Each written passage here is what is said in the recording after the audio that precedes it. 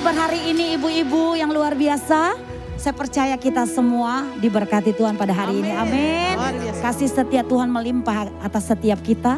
Kita berjumpa kembali dalam ibadah WIC pada hari ini. Nama Tuhan dipermuliakan, nama Tuhan ditinggikan. Sebelum kita mulai ibadah ini, kita sama-sama bersatu di dalam doa. Bersyukur untuk semua kebaikan-Mu Tuhan. Buat kami anak-anak-Mu Tuhan. Kalau sampai hari ini kami ada, sebagaimana kami ada. Semua atas kasih dan anugerah-Mu Tuhan. Yang Engkau berikan atas setiap kami anak-anak-Mu. Pada hari ini kami mau masuk dalam hadirat-Mu Tuhan.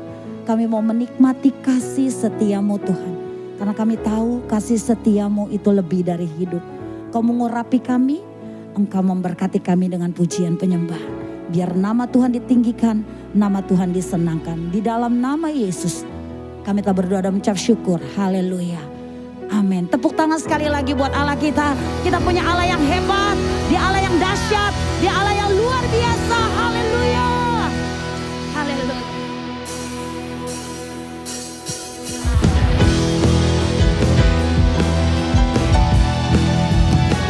Biar nama-Mu ditinggikan Tuhan di tempat ini. Sama-sama angkat suaramu katakan. Berkuasa di bumi di surga, bertahta dalam kemuliaan. Dialah Tuhan Allah kita, namanya berkuasa, pembebas umatnya. Sekali lagi katakan, berkuasa, amin, di bumi di surga, bertahta dalam kemuliaan. Dialah Tuhan Allah kita, namanya berkuasa, pembebas umatnya. Betapa hebat, betapa kuat, dahsyatnya Allah kita. Dia berjaya atas semua perbuatannya. Betapa hebat, betapa kuat, dahsyatnya Allah kita. Dia ternama, Yesus Raja segala raja, Tuhan Allah kita. Amin. Dia Raja di atas segala raja. Amin. Sekali lagi angkat suaramu di hadapan Tuhan. Katakan, berkuasa, amin, di bumi di surga, bertahta dalam kemuliaan. Dialah Tuhan Allah kita, namanya berkuasa, pembebas umatnya. Betapa hebat, betapa kuat, dahsyatnya Allah kita. Dia berjaya atas semua perbuatannya. Betapa hebat, betapa kuat, dahsyatnya Allah kita. Dia ternama, Yesus Raja segala raja, Tuhan Allah kita. Amin. Dia Allah kita satu-satunya, Allah yang dahsyat, Dia Allah yang setia. Amin. Haleluya. Kita bangga punya Allah yang hebat. Haleluya.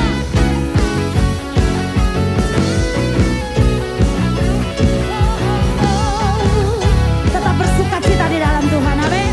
Sama-sama angkat kedua tanganmu, katakan, betapa hebat, betapa kuat, dahsyatnya Allah kita. Dia berjaya atas semua perbuatannya. Betapa hebat, betapa kuat, dahsyatnya Allah kita. Dia ternama, Yesus Raja segala. Lebih lagi katakan, betapa hebat, betapa kuat, dahsyatnya Allah kita. Dia berjaya atas semua perbuatannya. Betapa hebat, betapa kuat, dahsyatnya Allah kita.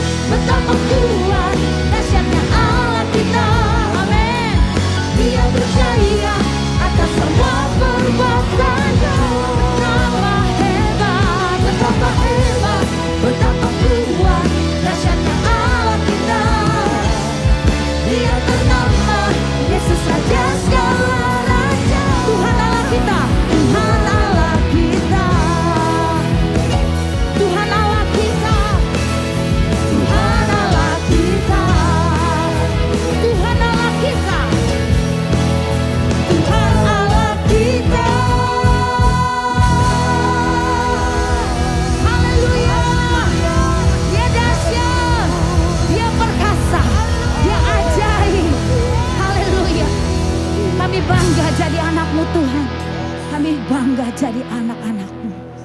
Biar nama-Mu ditinggikan, nama-Mu dipermuliakan. Kami mau tetap Tuhan menyembah-Mu. Bahwa kami lebih dalam lagi mengasihi Tuhan.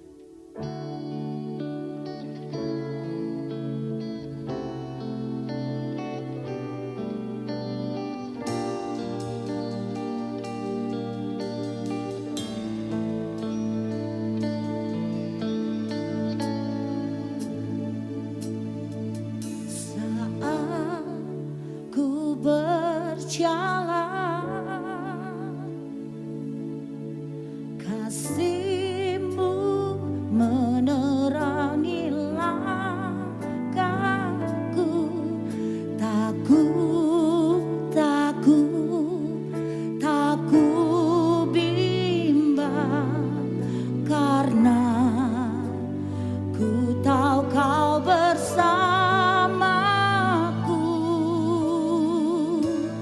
Kau lebih tahu yang terbaik bagiku.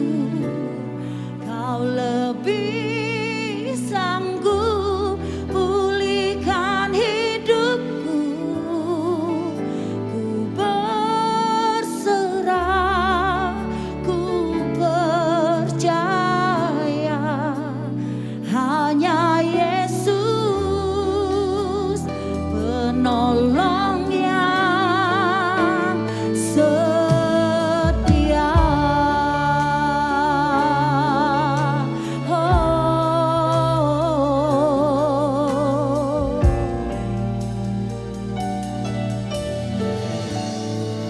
Mari sama-sama angkat suara kita di hadapan Tuhan.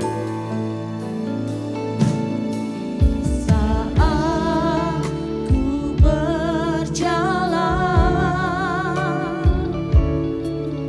kasih-Mu menerangi langkahku. Tak ku bimbang, karena ku tahu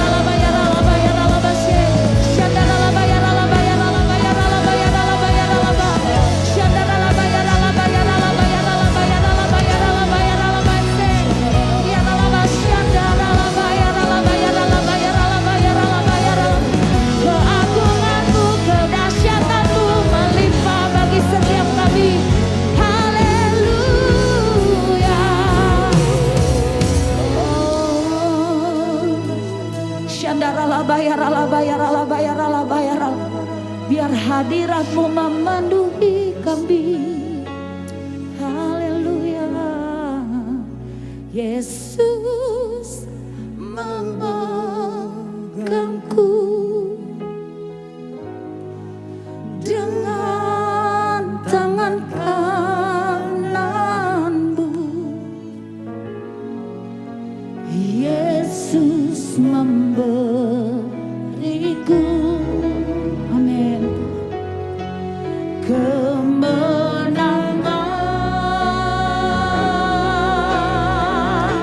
Yesus memegangku dengan tangan kanan-Mu. Yesus memberiku, Yesus memberiku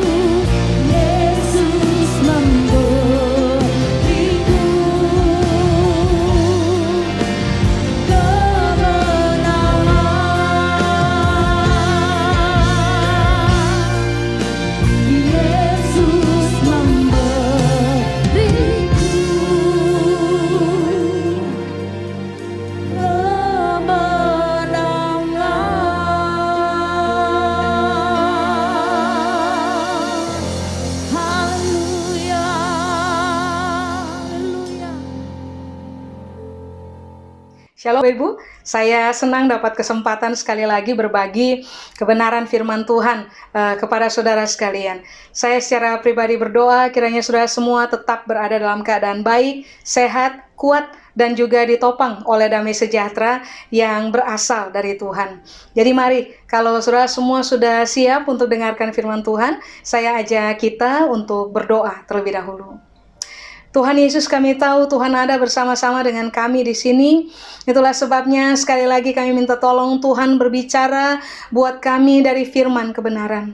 Roh Kudus tolong kami supaya kami mudah memahami firman Tuhan, sehingga biarlah di dalam seluruh pemahaman akan kebenaran, kami semua berani hidup taat kepada Tuhan dalam tiap-tiap hari. Kepada Tuhan seluruh kemuliaan, di dalam nama Yesus kami berdoa. Amin. Baik, saya ajak saudara-saudara semua untuk buka bersama dengan saya dalam Yohanes pasal yang keempat. Saya akan baca beberapa ayat yang tertulis pada Yohanes pasal 4. Saya mulai dengan ayat 3, lalu ayat 4, kemudian saya akan lompat ke ayat 7 sampai dengan ayat 10, lalu kemudian saya akan lompat lagi ke ayat 34 sampai dengan ayat yang ke-35. Kalau Ibu semua sudah siap, mari saya baca. Yohanes pasal yang keempat, ayat yang ketiga. Alkitab bilang ini, ia pun meninggalkan Yudea dan kembali lagi ke Galilea. Ia harus melintasi daerah Samaria. Ayat 7. Maka datanglah seorang perempuan Samaria hendak menimba air. Kata Yesus kepadanya, berilah aku minum. Sebab murid-muridnya telah pergi ke kota membeli makanan. Maka kata perempuan Samaria itu kepadanya, masakan engkau seorang Yahudi minta minum kepadaku seorang Samaria?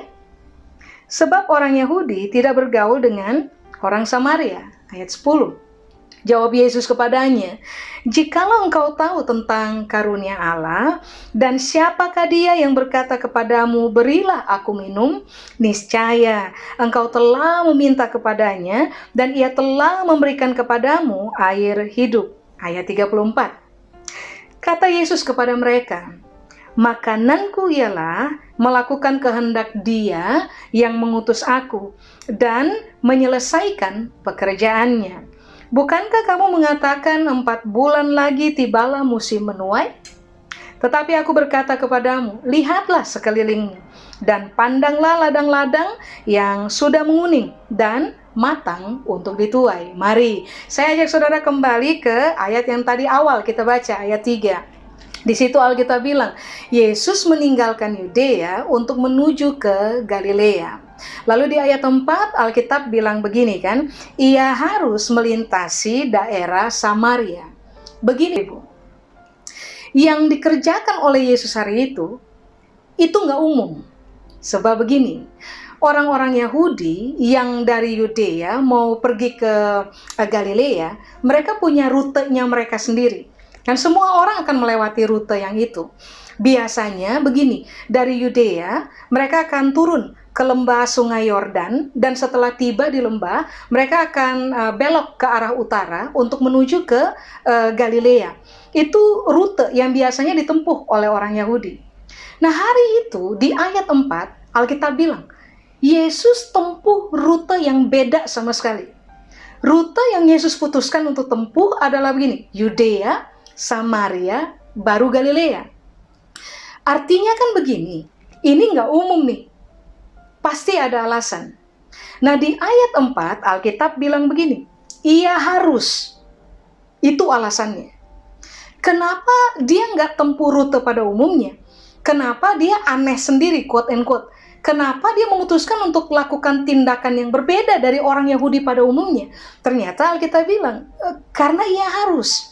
Bahasa Inggrisnya bilang must, needs. Nah, kata harus itu kalau dalam bahasa Yunani, Bapak Ibu, itu menggunakan kata dei. Kata dei atau harus itu artinya adalah begini, keharusan yang mengikat. Pertanyaannya adalah begini, keharusan yang mengikat bagaimana? Ini siapa yang haruskan? Sampai Yesus ada dalam keadaan terikat dengan keharusan itu. Nah, kalau saudara kembali membaca Yohanes pasal 4 ayat 34 yang tadi kita sudah baca, jelas-jelas kita tahu kan, Yesus bilang, makananku ialah melakukan kehendaknya Bapakku dan memastikan bahwa kehendak itu selesai. Jadi kalau ditanya begini, ini keharusan siapa yang buat? Sehingga pada akhirnya Yesus terikat dengan itu keharusan. Sederhana, Bapa yang buat. Berkaitan dengan Bapa punya kehendak. Berarti ini yang harus kita pahami, bahwa Yesus dari sejak awal telah mengikatkan dirinya begitu rupa dengan Bapa punya kehendak. Bapa punya kehendak itu prioritas inti. Karena Bapa punya kehendak adalah prioritas inti, maka Yesus terikat kepada realita itu dan tidak ada cara lain selain begini. Dia harus menyelesaikan keharusan itu. Amin. Makanya coba lihat, dia nyimpang aja tuh dari rute yang pada umumnya. Nah, apakah harus? Atau bahasa Yunani bilang dei. Kata harus pengertian yang kedua adalah begini, kebutuhan yang terletak pada sifat kasus. Jadi kenapa Yesus melintasi Samaria? Ini bukan sekedar karena dia terikat dengan sebuah keharusan, tetapi Alkitab bilang ada sebuah kebutuhan yang sifat kasusnya itu begitu mendesak, sehingga memang kebutuhan itu harus dijawab. Jadi coba saudara lihat, Jesus himself itu driven itu oleh apa? Keharusan yang mengikat dirinya untuk mengerjakan kehendak Bapaknya. Yesus juga begini, memposisikan dirinya untuk melihat bahwa kehendak Bapa itu, karena kehendak Bapa adalah sesuatu yang inti, ini ada sebuah kebutuhan yang harus dijawab gitu loh. Nah, karena alasan inilah mengapa sampai Yesus memutuskan untuk ya sudahlah, kasih biar saja. Orang lain putuskan dari Yudea ke Galilea, ikuti rute pada umumnya, kalau saya enggak. saya akan pilih rute yang berbeda. Karena yang jauh lebih inti bagi saya adalah Bapa punya kehendak. Ini bukan persoalan kebiasaan, ini bukan persoalan ikut orang kebanyakan, ini adalah persoalan pemahaman Yesus tentang Bapa punya kehendak, kehendak Bapa adalah inti, kehendak Bapa adalah prioritas. Ini sebuah kebutuhan dan sebuah keharusan yang harus segera dipenuhi dan dikerjakan oleh Yesus. Amin. Nah, kemudian coba saudara pindah ke ayat yang ke-7. Di ayat yang ke-7, coba saudara pertimbangkan ini baik. Di ayat yang ke-7, Alkitab bilang begini, yang memulai pembicaraan adalah Yesus. Kalimat apa yang Yesus ucapkan? Ini yang Yesus ucapkan, berilah aku minum. Tahukah saudara bahwa sekalipun cuman merupakan rangkaian dari 3 kata, tapi 3 kata ini sebenarnya adalah 3 kata yang adalah obat bagi persoalan yang nanti akan kita temukan gitu tentang realita hari itu. Jadi perhatikan ini baik. Ada kehendak Bapa yang harus diutamakan. Nggak usah ikut kata orang, nggak usah mengerjakan apa yang pada umumnya orang setujui. Prioritas utama adalah kehendak Allah, kehendak Bapa. Lalu di ayat 7 ini Alkitab bilang, Yesus yang bicara terlebih dahulu, as a Jews, sebagai orang Yahudi. Nah, kan tadi saudara dan saya sudah baca di ayat yang ke-9, kalimat terakhir, Alkitab sudah bilang toh, bahwa orang Yahudi itu nggak bergaul dengan orang Samaria. Orang Yahudi memposisikan diri mereka superior. Mereka melihat orang Samaria sebagai bangsa kafir, lebih rendah dari mereka. Orang Yahudi tidak berbicara dengan orang Samaria, orang Yahudi tidak bergaul dengan orang Samaria. Apapun yang disentuh oleh orang Samaria tidak mungkin akan disentuh oleh orang Yahudi. Sebab bagi orang Yahudi sebagai bangsa kafir, apapun yang disentuh oleh orang Samaria dan kemudian orang Yahudi sentuh, itu akan menajiskan orang Yahudi. Makanya hari itu waktu Yesus ngomong, berilah aku minum. Bahasa saya ya ibu, bahasa saya. Ini perempuan jelas-jelas kaget. 1, ada urusan apa ini Yahudi? 1 nih, bicara dengan saya. 2, sebentar, apa dia ndak salah? Minta minum dari saya? Kan persoalannya begini. Kalau saya toh ambil air dan kasih air untuk dia minum, maka air yang dia minum akan dia minum dari wadah yang sudah saya pegang. Apakah dia tidak sadar bahwa kalau dia pegang wadah yang saya pegang, dia akan dinajiskan as a Jew, sebagai orang Yahudi? Makanya ini perempuan rada kaget. Kamu Yahudi minta air dari saya orang Samaria? Tahukah saudara bahwa apa yang sedang dikerjakan oleh Yesus memang membuat dunianya ini perempuan mengalami keadaan upside down? Sesuatu yang pada umumnya terjadi, tiba-tiba menjadi tidak umum. Sesuatu yang sudah biasa dikerjakan, tiba-tiba menjadi tidak biasa. Karena apa yang Yesus tawarkan hari itu kepada ini perempuan? Hubungan. Yesus inisiator dalam hubungan. Dia tidak tunggu ini perempuan bicara lebih dulu. Dia yang bicara lebih dulu dengan ini perempuan. Dia mengabaikan realita dari superioritas Yahudi demi kepentingan begini, hubungan pulih. Tadi saya sudah bilang kepada saudara, Yahudi tidak berbicara dengan orang Samaria. Artinya kan begini, dari angkatan ke angkatan ada masalah yang terjadi di antara mereka, yaitu begini, telah terbangun benteng yang sangat tinggi yang memisahkan mereka, yang membuat komunikasi mereka berjarak, yang membuat hubungan mereka berjarak. Apa yang kemudian Yesus putuskan untuk kerjakan adalah begini, ingat tuh, alasan Yesus lintasi Samaria adalah untuk mengerjakan kehendak Bapaknya. Berarti kehendak Bapaknya adalah begini, Yesus harus menjadi inisiator yang begini, yang menawarkan hubungan lebih awal. Amin. Yang berbicara lebih awal, yang menjadi icebreaker lebih awal, yang tidak menghadirkan realita superior, yang tidak menghadirkan realita kami Yahudi yang paling benar. kamu Samaria kafir dan salah. Bukan itu kan yang menjadi berita utama yang ditawarkan oleh Yesus. Yang ditawarkan oleh Yesus adalah hubungan dengan cara kasih minum dong. Sudah? Setelah ini perempuan kaget. Lalu kemudian di ayat 10, coba saudara perhatikan. Di ayat 10, ini kemudian yang terjadi adalah komunikasi berlanjut. Jadi, berilah aku minum, itu cuma kalimat pembuka tuh. Yang pada akhirnya masuk menerobos untuk menggugurkan benteng yang sudah bergenerasi lamanya. Itu terbangun dengan solid. Itu runtuh itu dengan cara komunikasi mulai terbangun. Yesus mulai berbicara. Di ayat 10 ini yang Yesus bilang, jikalau engkau tahu tentang karunia Allah, 1, 2. Jikalau engkau tahu siapa dia yang sedang bicara sama kamu, tentu saja kamu akan minta kepadanya dan ia telah memberikan kepadamu air hidup. Coba bayangkan, di ayat 10, untuk menjawab ini perempuan punya pertanyaan besar. Kok bisa ya? Yahudi loh yang selama ini bikin masalah dengan kita. Yahudi loh yang mengangkat diri lebih tinggi dari kita. Yahudi loh yang bangun benteng begitu tinggi sehingga pada akhirnya hubungan di antara kita udah gak ada lagi. Lah Yahudi yang ini beda. Ditawarkan hubungan. Tapi ini tuh rada aneh buat sayanya gitu sebagai perempuan Samaria. Dan ini yang Yesus jawab, seandainya kamu tahu tentang karunia Allah. Berarti kan Yesus lagi bilang, tahu gak sih bahwa karunia Allah lagi bermain di antara kita nih? Kasih karunia lagi bermain di antara kita. Kalau tidak ada kasih karunia, tidak mungkin ada yang disebut dengan begini, obat bagi sebuah hubungan.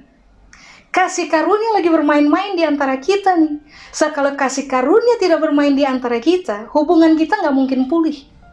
Dengan kata lain kan ini yang Alkitab bilang. Pemulihan sebuah hubungan terjadi karena ada orang yang memprioritaskan kehendak Allah. 2. Terpulihkannya sebuah hubungan itu terjadi karena ada orang yang membiarkan kasih karunia bermain di antara dia dan orang lain yang ternyata sedang mengalami masalah dalam hubungan dan masalah di dalam komunikasi.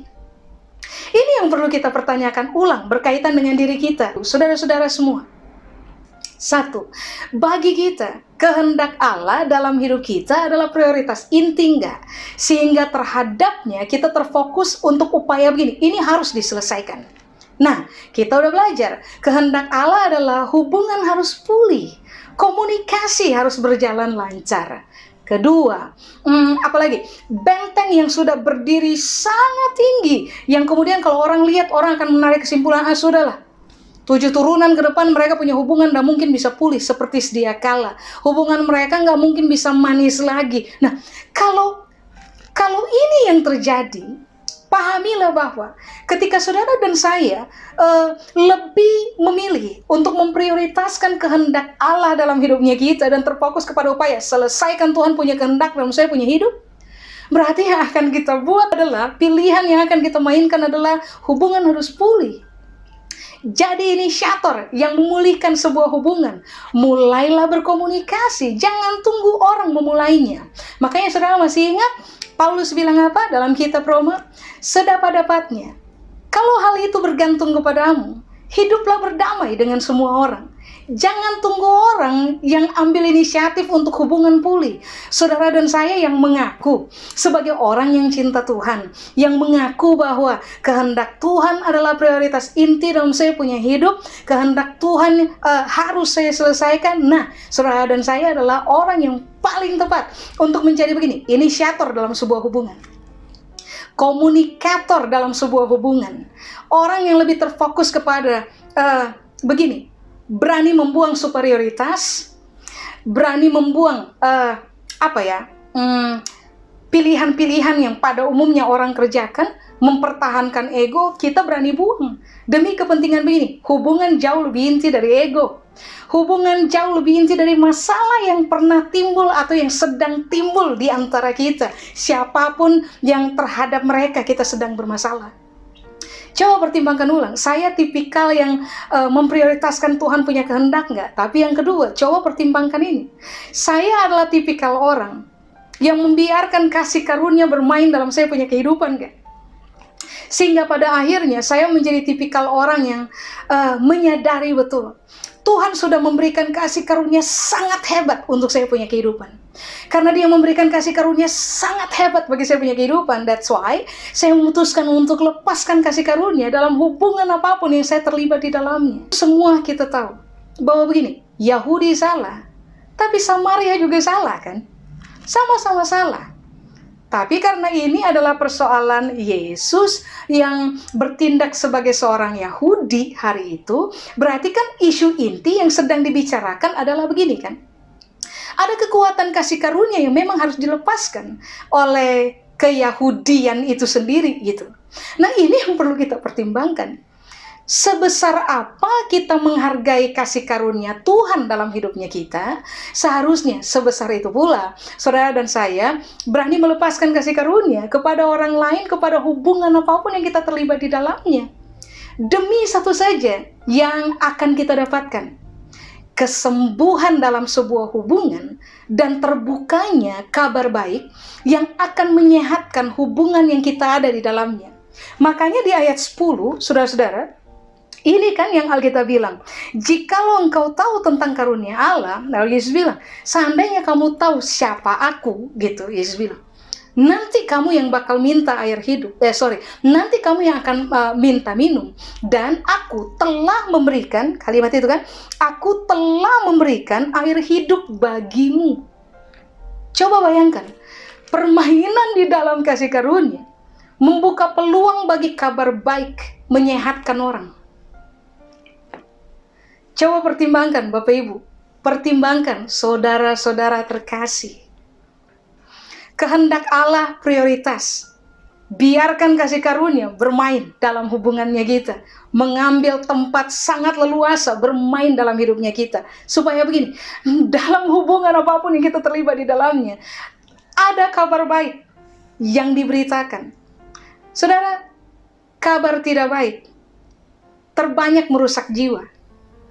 Kabar baik itu menyembuhkan jiwa, menyembuhkan orang. Makanya apa yang kemudian Yesus tawarkan kepada ini perempuan adalah karunia Allah. Apa yang kemudian Yesus tawarkan kepada ini perempuan adalah kabar baik.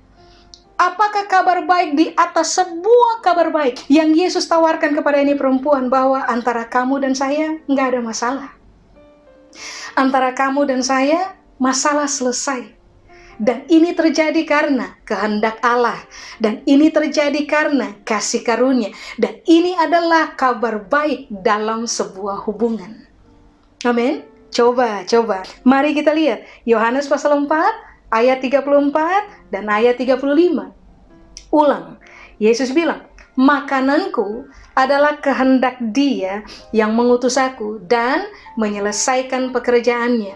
Saudara tentunya tahu bahwa waktu Tuhan percayakan kita lahir di bumi, hidup dan bergerak di bumi ini, Tuhan tentunya memberikan kepada saudara dan saya tugas, pekerjaan yang harus diselesaikan. Nah, Yesus bilang, Bapa punya kehendak, Bapa punya tugas, ini harus selesai. Ini yang kita perlu uji ulang tentang kita. Begini, Bapa punya kehendak yang harus kita kerjakan. Semua kita tahu. Hidup kita di bumi terbatas. Alkitab bilang, puji Tuhan kita sampai kepada usia 70. Kalau lebih dari 70 itu pasti Tuhan tambahkan. Hidup kita terbatas di bumi. Ini yang Yesus bilang di ayat 34. Aku tahu Bapa punya kehendak, dan aku harus fokus untuk menyelesaikannya.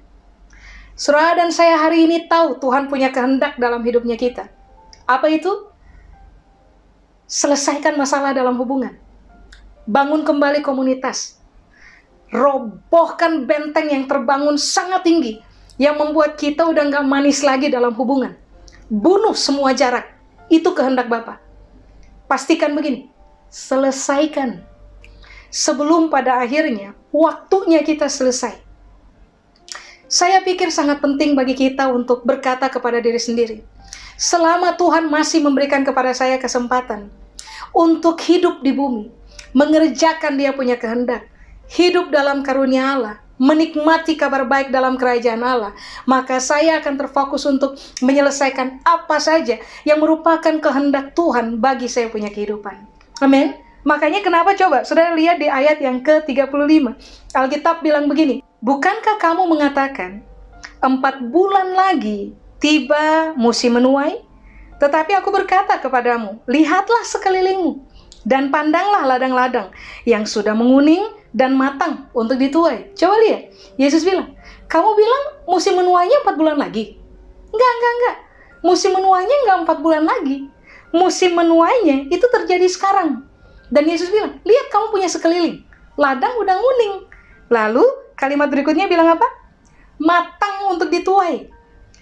Berarti kan Yesus lagi bilang, sebentar, kerjakan Bapak punya kehendak, jangan tunggu 4 bulan lagi. Lihat sekeliling. Pemulihan hubungannya harus dikerjakan sekarang. Karena apa coba? Ladang sudah menguning, udah matang untuk dituai. Hubungan ini harus dituai, hubungan manis harus dituai, hubungan yang sedap untuk dinikmati seorang akan yang lain di antara kita, itu udah siap untuk dituai. Jadi begini, jangan tunggu lagi 4 bulan. Persoalan dari kebanyakan orang dalam kaitannya dengan restorasi sebuah hubungan adalah kita suka pending waktu. Saudara-saudara, kita suka bermain pending waktu. Kita suka memberi kesempatan bagi ego kita untuk bermain sambil berkata begini, tunggu saja dulu. Lebih baik dia yang datang lebih dulu dan pulihkan hubungan dengan saya, minta maaf ke keluarkan kata-kata atau bicara lebih dulu ke saya dulu baru kemudian baru saya akan pulihkan hubungan ini. Ini yang Yesus bilang, ngapain tunggu 4 bulan lagi? Orang udah nguningnya sekarang kok, udah siap dituainya sekarang kok. Nah, kalau sampai buat kita kehendak Allah adalah prioritas dalam pertimbangan saya, saudara-saudara, harusnya kita setelah ini nih, kita akan selesaikan semua masalah hubungan yang di dalamnya yang kita temukan cuman begini, pahit aja. Tidak ada lagi harmonisasi, bahkan begini, tidak ada lagi pembicaraan seorang akan yang lain di antara kita. Loh, ladang udah menguning, gak usah tunggu 4 bulan, selesaikan sekarang, tuai sekarang. Amin. Puji Tuhan, waktu Yesus mengajarkan tentang hukum dalam kerajaan Allah, ini yang dia bilang. Hukum utama dalam kerajaan Allah adalah 1, kasihilah Tuhan Allahmu dengan segenap hati, jiwa, kekuatan, and so akal budi. Berikutnya dia bilang, kasihilah sama manusia seperti dirimu sendiri. Saudara mau dikenal sebagai orang yang cinta Tuhan? Ekspresinya sederhana, kerjakan Tuhan punya kehendak. Semua orang yang cinta Tuhan dan kerjakan Tuhan punya kehendak, naturally mereka akan cinta sesama manusia.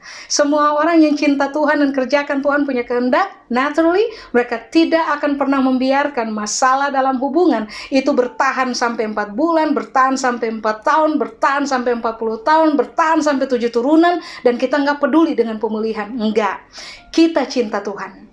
Kita akan prioritaskan Tuhan punya kehendak. Kita akan tetap bermain dalam kasih karunia hebat yang Tuhan pertontonkan dalam kehidupan kita. Lalu apa yang akan kita buat?